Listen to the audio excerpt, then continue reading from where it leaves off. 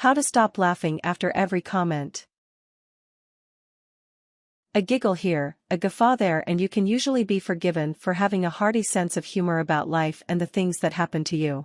However, if you can't restrain yourself from laughing after everything someone else says, it's likely that you're not so much imbued with a sense of humor as suffering from a sense of inferiority, discomfort around others, or just poor reading of social cues.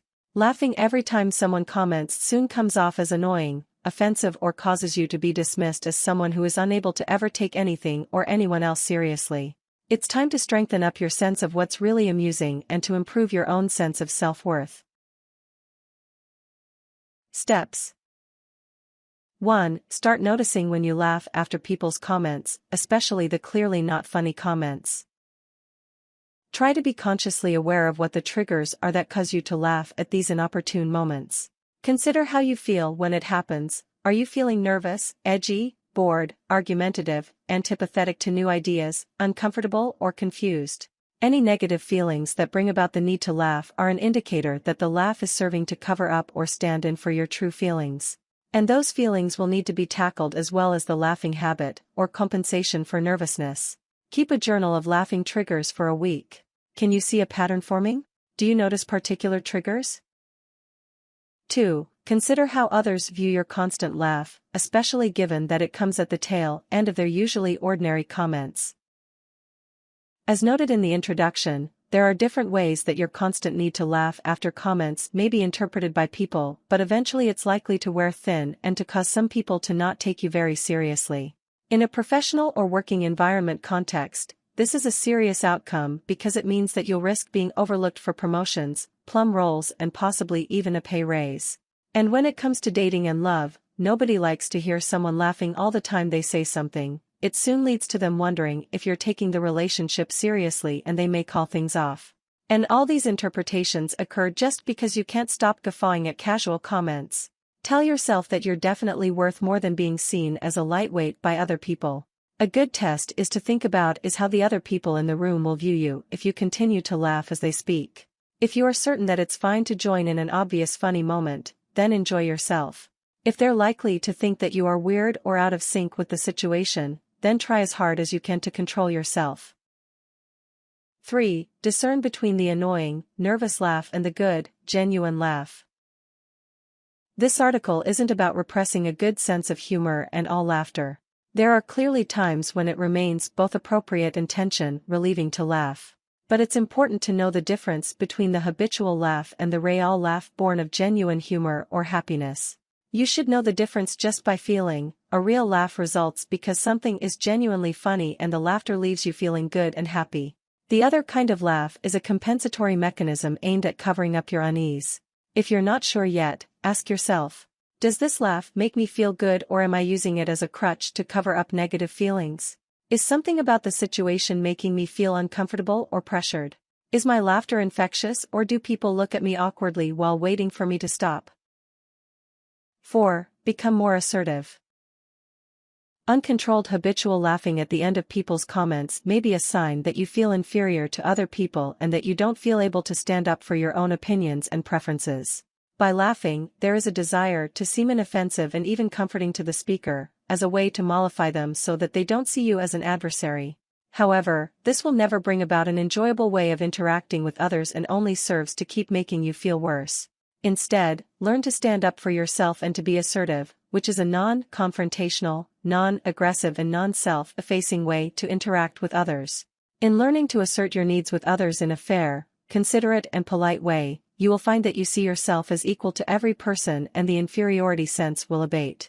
And with it too, the trigger for the awkward laughter. Think of witty or thoughtful replies that you could make to people instead of laughing. This might take some effort on your behalf, but is well worth the trouble. Read up on the witty responses of people who say what they really want to say but in ways that are polite or clever. Learning some of their one-liners might help you to overcome the feeling of laughing and give you a real sense of finally voicing the things you'd rather say than simply cover up with giggling. If wit isn't your thing, try tactful truthfulness instead so that you can speak your mind without hurting the feelings of the other person. 5. Find constructive ways to cope until you've overcome the habit of laughing at the end of everyone's comments. It takes time to change a habit, as well as determination, but what do you do while you're aware that others are noticing your laughter? As you're working on stopping yourself from laughing after every comment, it's helpful to find some things to do that will cover up your laugh. For example, if you feel the urge coming over you, simply turn away and cover your mouth. Pretend it is a bit of hiccups, a sneeze, or that there is a frog in your throat if anyone asks after you. Other ideas include: take deep breaths before allowing any sound to come out of your mouth.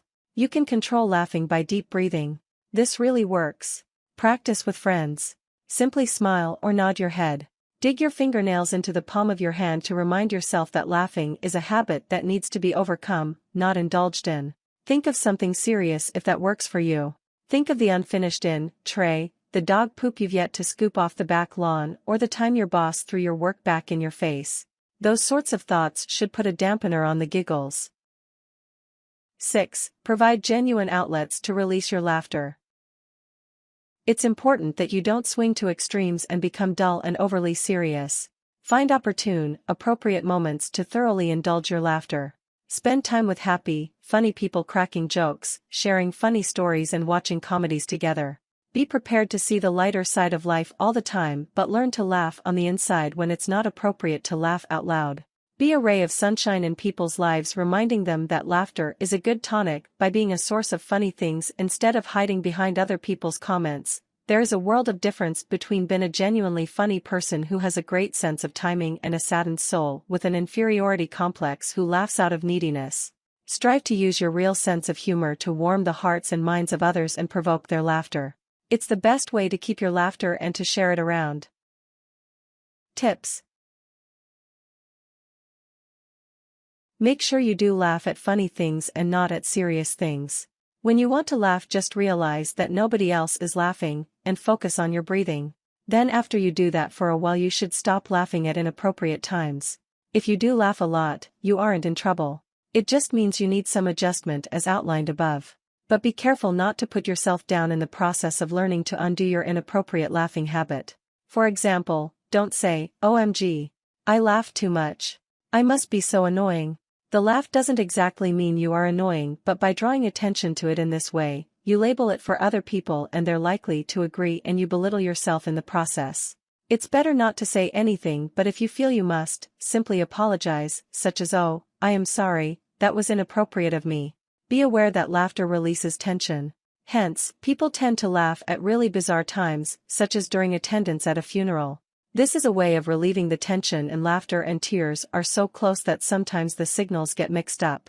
Don't beat yourself up on such occasions. You're not alone, and the best you can do is to quietly exit, have your tension, relieving laughing fit away from the occasion, and return when you feel calmed and back to normal. Laughing is good for your soul. Just make sure it's genuine laughter and not the nervous kind. If you're worried you'll laugh during a meeting with someone, try to laugh it all out before meeting up. Think of something funny and laugh until you feel you can't anymore.